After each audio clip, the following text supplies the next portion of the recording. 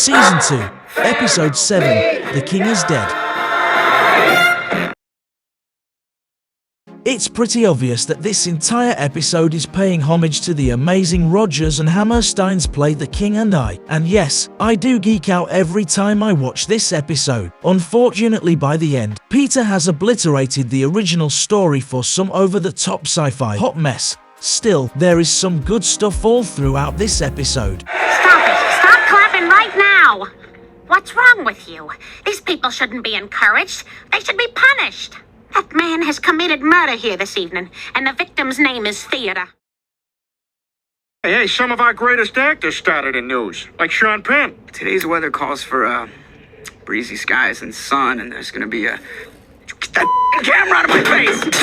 Funny joke. It also would have been a nice double entendre if Sean Penn had truly started his career from the news. That's not to say the actor is not known for making headlines. Since 1985, Penn has shown his disdain for paparazzi, photographers and pretty much anyone with a camera. Let's just be glad the man is talented, otherwise he'd just be another violent psychopath.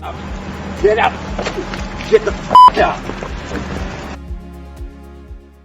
Peter, they didn't have capri pants in the 1860s. They did now. Ah! You! You are the worst thing to happen to musical theater since Andrew Lloyd Webber! And you! I just plain don't like you. I concur with Stewie. As a big Broadway fan, the repetitive music style and bland storytelling of Webber are some of the weakest I've seen on the big stage, and I'll pretty much watch anything with great singing and great music. I wouldn't call all of his musicals horrible, but I just can't ignore the great works that will never make it to the Broadway stage. Meanwhile, this crap gets passed off just because of the names attached.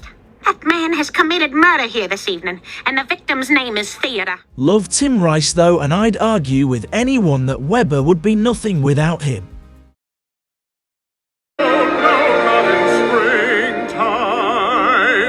And just like in the animated movie Sing, the moment that everyone is coming to see, the auditions, Seth MacFarlane never disappoints when he gifts us with his impressive vocal range. With his warm and velvety timbre, the man always delivers, whether he's Brian, Stewie or Peter. Absolutely amazing. Never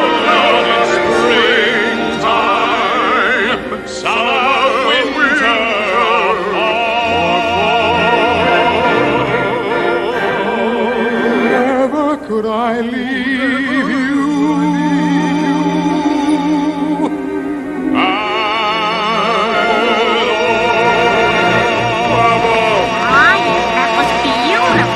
Now is the winter of our discontent made glorious summer by the son of York.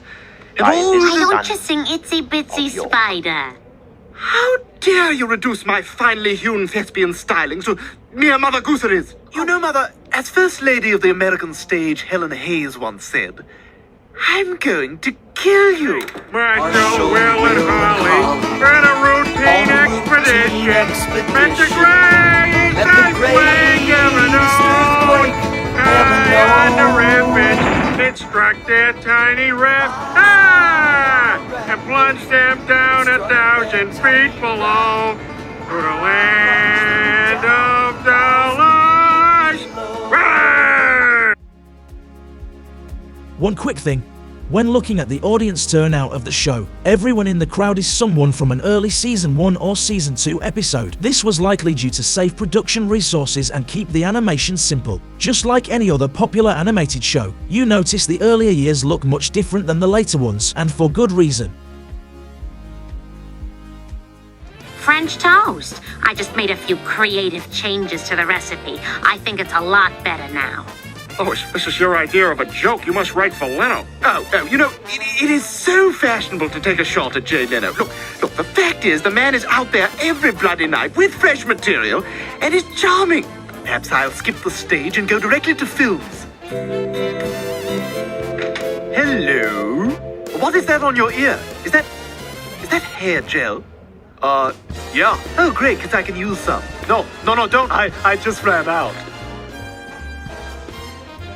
Kimmel was a hands-on director who frequently appeared in his own shows. Most recently, Miss Saigon. La la la la, Miss Saigon. La la la la la, Miss Saigon. 2 minute time.